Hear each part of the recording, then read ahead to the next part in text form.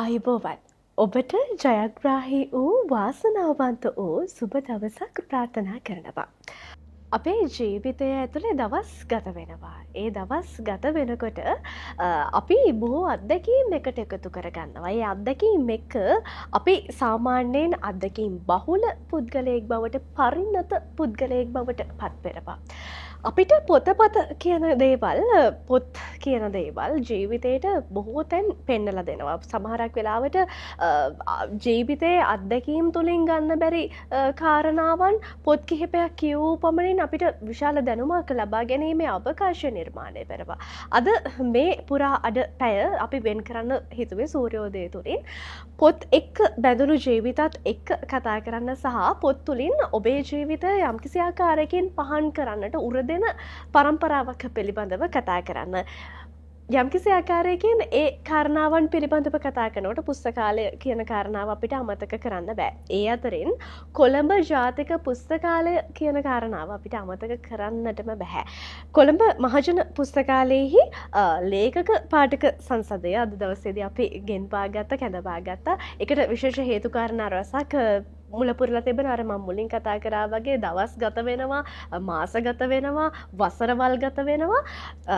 කොළඹ මහජන පුස්තකාලයට සියවසක් සම්පූර්ණ වෙලා තිබෙනවා. මේ සියවසක ආගමනයත් එක්ක එදා තිබුණු තැන, අද තිබුණු තැන සහ හෙට දවසේදී කොළඹ මහජන පුස්තකාලයේ වගේම තමා ලේඛක පාඨක සංසදය කියන මේ දිත්වයම එකට එකතු වෙලා මොන වගේ වටිනාකම් රසක්ද සමාජගත කරන්නේ කියන කාරණාවයි අපි ඔබත් එක්ක බෙදා හදා ගන්න අද දවසේදී බලාපොරොත්තු වෙන්නේ ඉන්නේ. ඒ වෙනුවෙන් ඉතාමත් ගෞරවයෙන් අපි මෙතනට කැඳපා ගත්තා.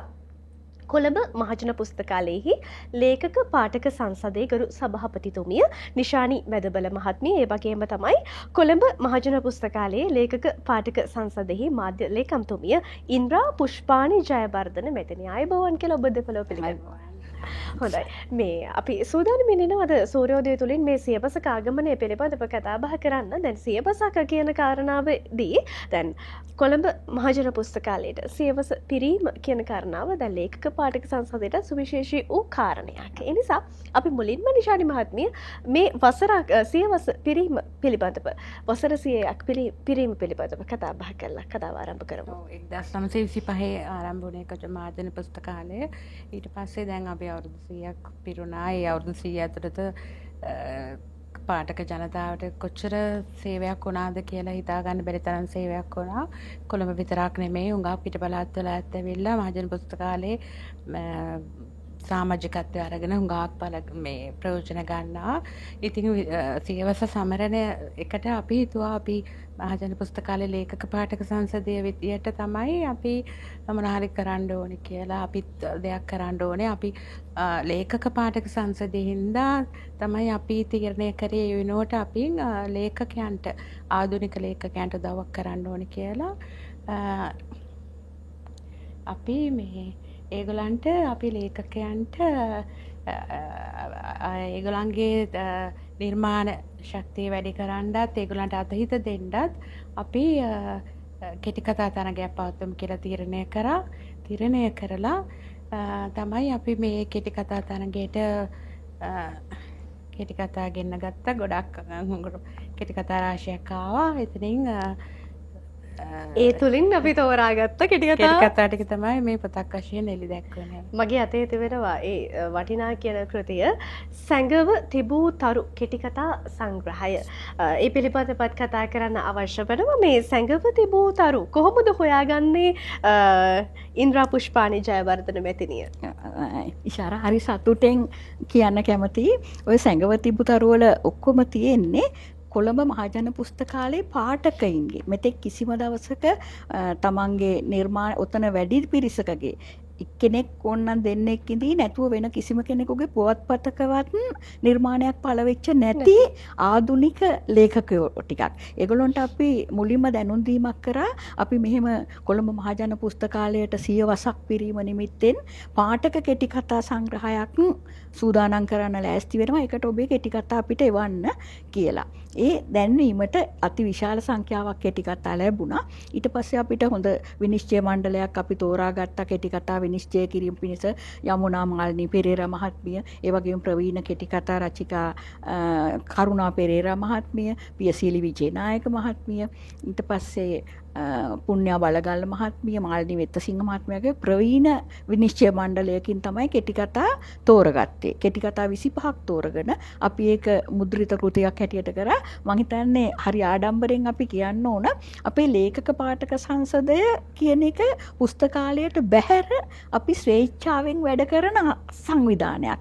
අපි ලේඛන කලාවට ලියන්න ලේඛකයින්ට පොත්පතට ආසයි ලේඛකයින්ට ආසයි. ඒක නිසා අපි ස්වේච්ඡා සංවිධානයක් හැටියට ඇති කරගෙන තියෙනවා මේ ලේඛක පාඨක සංසදය. ඒක 2018 වර්ෂයේදී තමයි ආරම්භ වුණේ.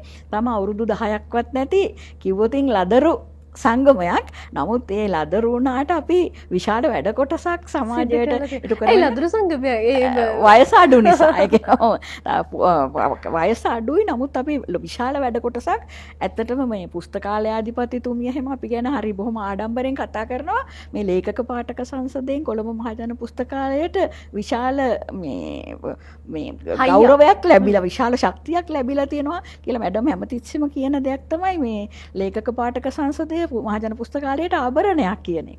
ඒක ඉතින් අපිට හරි ගෞරවයක්. මේ ආභරණයක් වීමටත් බොහෝ කාරණා හේතු වෙන. මොන වගේ කාර්යභාරයන්ද මේ සියවස පුරාවට වෙන්න පුළුවන්. එහෙමත් නැත්නම් වර්තමානයේදී වෙන්න පුළුවන්. මේක දැන් බිහිපලාට කෙටි කාලයක් කියලා ඔබතුමිය සඳහන් කරපු නිසා මේ කෙටි කාලයක් ඇතුලේ විශාල වැඩ සම්භාරයක් කරලා තිබෙනවනේ. අපි මතක් කරමු මොන වගේ කාර්යභාරයක්ද සිද්ධ කළේ කියන කාරණාව. මම හිතනවා මේ නිශානි වැද්දොල මහත්මිය සභාපතිතුමිය නිසා මටත් වඩා ඒක විස්තර කරයි කියලා. අපි දැන් අපි කොළඹ මහජන පුස්තකාලයේ පාවිච්චි කරන මේ අපේ පාඨකයෝ මහජනතාව ඊළඟට දරු දැරියන් ඒගොල්ලන්ගේ සාහිත්‍ය රසාස්වාදය දැනුම ආකල්ප ඊළඟට ඒගොල්ලන්ගේ මේ සාහිත්‍යමය හැකියාවන් වර්ධනය කරන්න තමයි අපි මොන හරි මේ වැඩසටහන් ලෑස්ති කරන්නේ.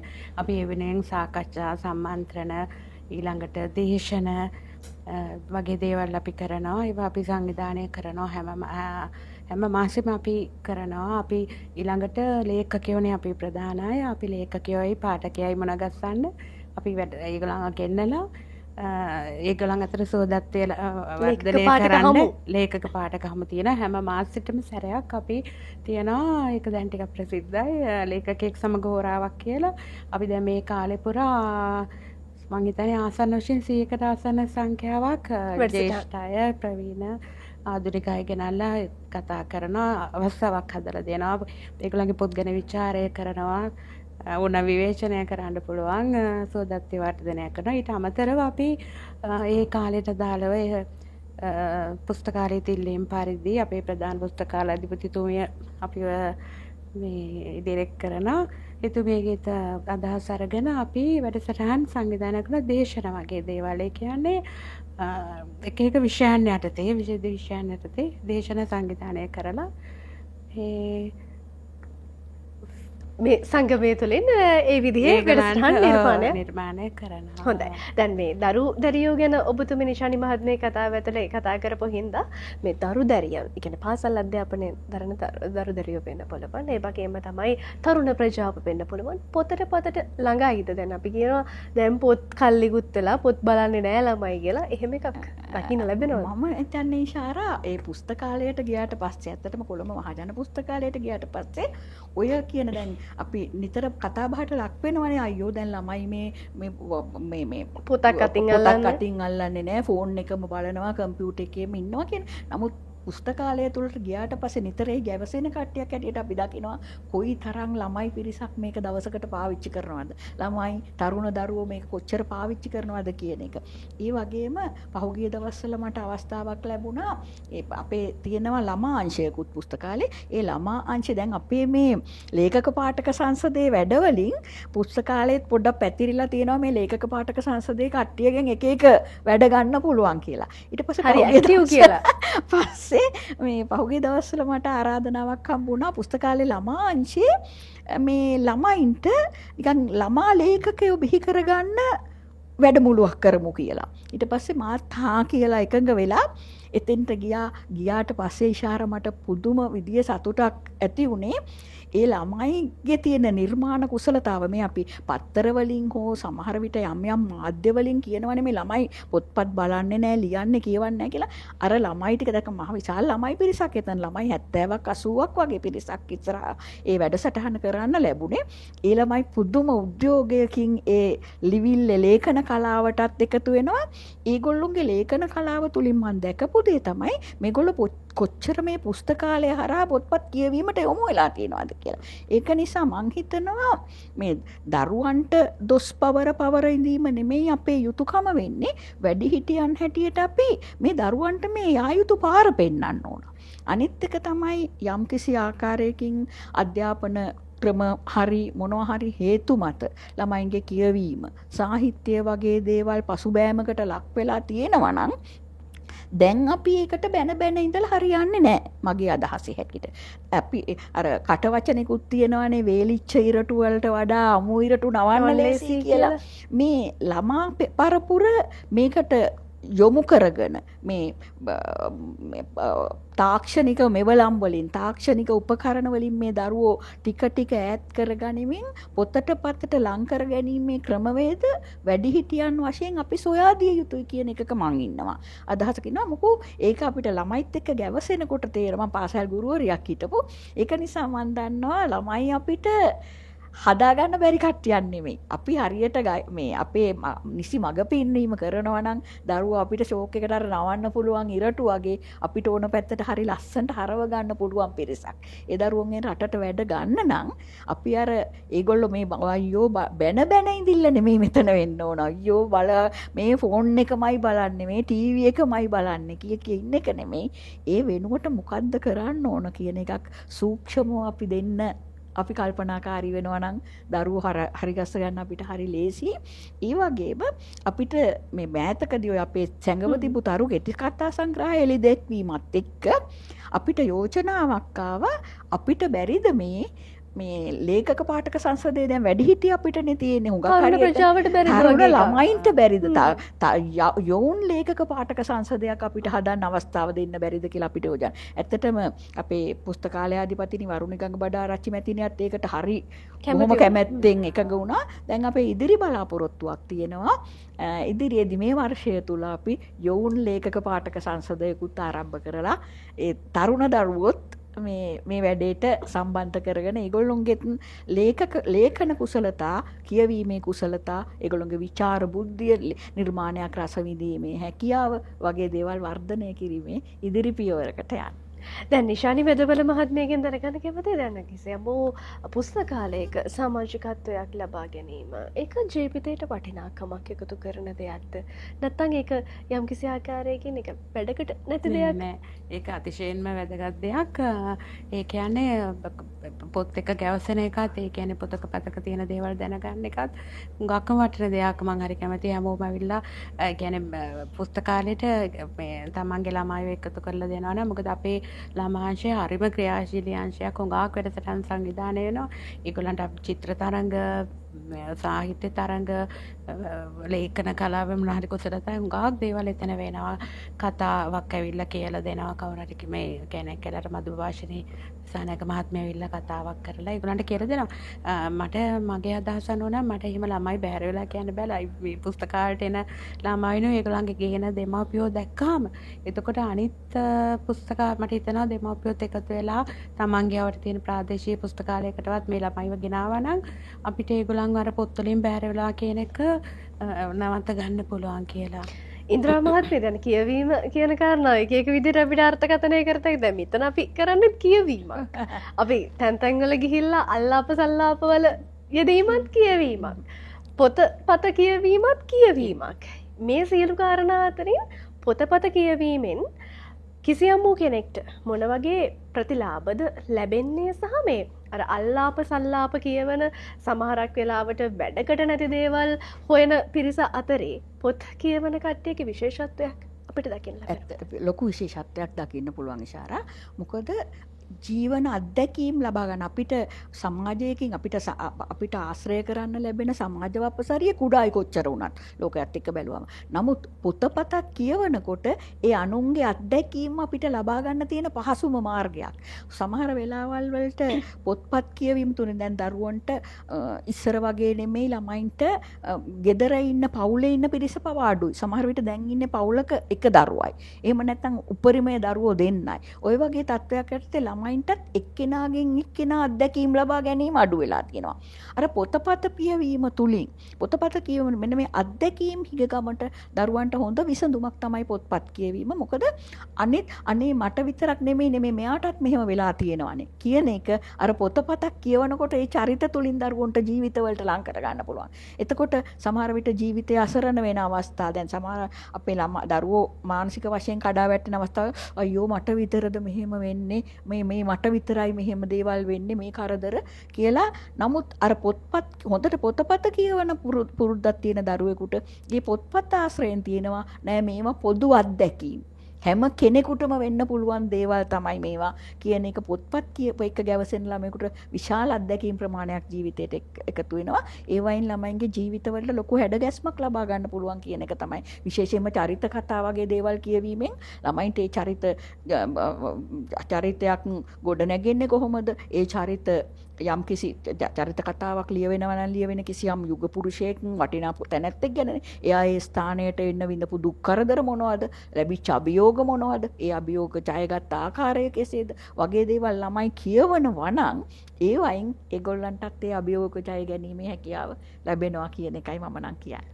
නිශානි මහත්මිය දැන් මේ අපි කතා කරා දැන් කියවීම කොයිතරම් අපේ ජීවිතවල වැදගත් වෙනවද කියන කාරණාව. දැන් ලේඛක පාඨක සංසදයත් එක්ක කොහොමද කෙනෙක්ට එකතු වීමේ හැකියාවක් තිබෙන්නේ සහ මේ ලේඛක පාඨක සංසදයේ වර්තමාන වටපිටාව පිළිබඳව කොච්චර සමාජික සංඛ්‍යාවක් ඉන්නවද? කොහොමද අලුතින් කෙනෙක් සම්බන්ධ වෙනවා නම් මේ වැඩිහිටි ලේඛක පාඨක සංගමයට සම්බන්ධ වෙන්නේ කියන කාරණාව. අපි ඉස්සෙල්ලාම කොළඹ මහජන පුස්තකාලයේ සමාජිකත්වයේ තියෙන්න ඕනේ. අපේ සමාජිකයෙක් වෙන්න. ඒක කොළඹ දිස්ත්‍රික්කයට විතරද ලබා ගැනීමේ හැකියාවක් තිබෙන්නේ? නෑ.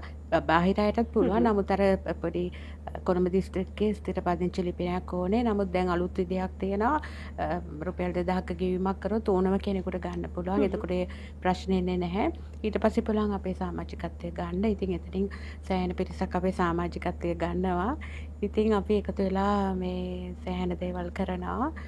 ඉස්සරහටත් කරා මේ මොන හරි ප්‍රෝග්‍රෑම්ස් කරනවා. අපි හොඳ චිත්‍රපටි අවුරුදු 2ක් විතර තිස්සේ අපි අර උසස් චිත්‍රපටි කියන්නේ විවිධ සම්මානවලට එනානේ ජාත්‍යන්තර සම්මානවලදී සම්මාන දීපු උසස් චිත්‍රපටි ගෙනල්ලා අර මිස්ටර් භූපති නලින් වික්‍රමගේ තමයි එක කරේ. අපි මාසික සිනමා දැක්ම කියන එකක් අපි කරා. හොඳ සහභාගීත්වයක් තිබ්බා. අපි ටික කාර්යයක් ඒක කරා. දැන් ඉතින් අපි ඉස්සරහට දැන් අපි බලාපොරොත්තු වෙනවා.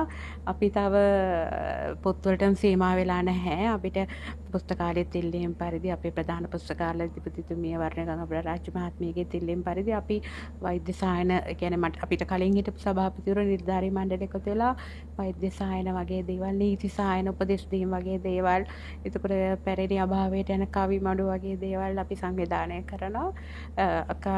රසාස්වාදයේ අපේ පාඨකයන්ගේ රසාස්වාදයේ වැඩි දියුණු කරන්න අපිට කැමති කෙනෙකුට එල සහභාගී වෙන්න පුළුවන්. බොහොම සුළු මුදලයි යන්නේ.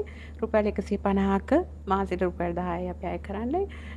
අපිට ගෙවලා අපේ සමාජිකත්වය අරගෙන අපේ වැඩසටහන් වලට සහභාගී වෙන්න පුළුවන්. දැනට කොපමණක් ප්‍රමාණයක් ඉන්නවද ලේඛක පාඨක සංසදයේ සමාජිකයන්? ගොඩාක් ඉන්නවා. ක්‍රියාකාරීව ඉන්නවා. සාමාන්‍ය 300 ගාණක් වගේ. හුඟක් අය වෙන්නේ අපේ මේ සමාජිකත්වය ගන්නවා. ඉතින් ක්‍රියාකාරීව සහභාගී වෙනවා අඩුයි. ඒගොල්ලෝ අපේ සමාජික ලැයිස්තු ඉන්නවා. නමුත් ක්‍රියාකාරීව සහභාගී වෙන තුන්සේකාසන ප්‍රමාණයක් ඒකත් විශාල ප්‍රමාණයක් ඒක හරි වටිනවා. ඒ වගේම තමයි මේ දැනගන්න අවශ්‍ය වන ඊළඟ කාරණාව තමයි දැන් සාමාන්‍ය මහජන පුස්තකාලය කොච්චර ලේඛක ප්‍රජාපක පරිශීලනය කරනවද ඉන්ද්‍රා මහත්මිය? ඔබ දන්න ප්‍රමාණයට 25,000ක් විතර ඊට වැඩිය ගොඩක් ඉන්නවා. නමුත් කාලෙන් කාලෙට ඒ ප්‍රමාණයන් වෙනස් වීම සිදු වෙනවා. නමුත් දවසකට අතිවිශාල ප්‍රමාණයක් ඒක භාවිතා කරනවා. සමාජිකත්වය ගන්නවා අපි දකිනවා හැමදාම පොලිමක් තියෙන අලුතෙන් සමාජිකත්වය ගන්න විශාල ප්‍රමාණයක් සමාජිකයින් ඉන්නවා. දැන් අපි කතා කරා ලේඛක පාරක සංසදය පිළිබඳව කතා කරා. උන් සිද්ධ කරලා තිබෙන කාර්යභාරයන් පිළිබඳව කතා කරා. සිනමා දැක්මන් පිළිබඳවත් සඳහන් කළා. දැන් ඉස්සරහට මොන වගේ දේවල්ද ලේඛකයන්ට පාඨකයන්ට අලුතෙන් සම්බන්ධ වන දරුවන්ට දැන් සඳහන් කළා තරුණ ප්‍රජාව වෙනුවෙනුත් ව්‍යාපෘතියක් වෙනම ආරම්භ කරනවා කියලා. නිසා අපි අලුතින් අපේ නව පරම්පරාවට සහ අලුතින් කෙනෙක් සම්බන්ධ වෙනවා නම් උන්ට ලබා ගන්න පුළුවන් අත්දැකීම් අලුත් විදිහේ දේවල් මොන වගේ විදිහටද සැලසුම් කරගෙන යන්නේ?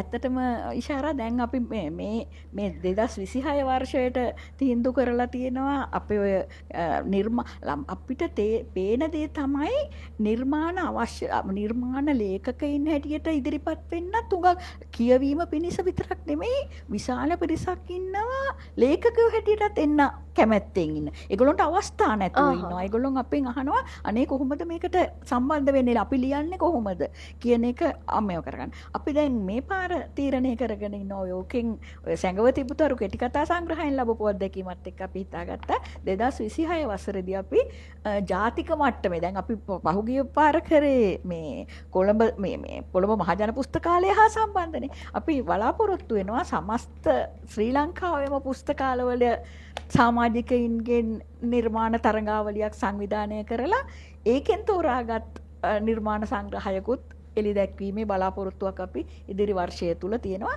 ඒ වගේම තරුණ පරපුරට ලොකුවට ආකර්ෂණය වෙච්ච දෙයක් තමයි මේ ගීත සාහිත්‍ය කියන එක. ගීතය කියන එකත් සාහිත්‍යයක්නේ.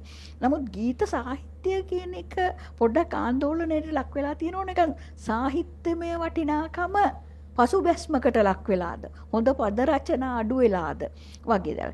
ළමයින්ට ගීත රස විඳීමේ ඒ ගීතයක පද රචනාව තුලින් ගීතයක් රස විඳීමේ කලාව ළමයින් තුලින් ගිලිලාද කියන එක ශබ්ද රසයට විතරක්. ඒ ශබ්ද රසයත් පොඩ්ඩක් අර සෞම්‍ය හිත නිවන ශබ්ද රසයට නැතුව නිකන් අර ഘോഷාකාරී ශබ්දවලට දරුවන් ඇබ්බැහි කරගැනීමේ කලාවක් තියනවාද කියලා එකක් පේනවා.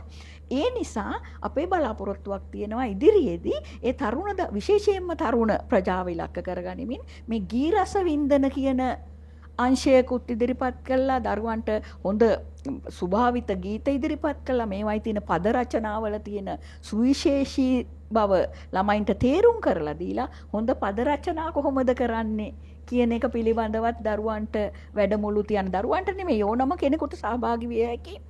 මොකෝ මේ ක්ෂේත්‍ර ගැන විශාල ඉල්ලුමක් තියෙන බව මේ පුස්තකාලයට සම්බන්ධ වීම තුලින් අපිට තේරෙනවා.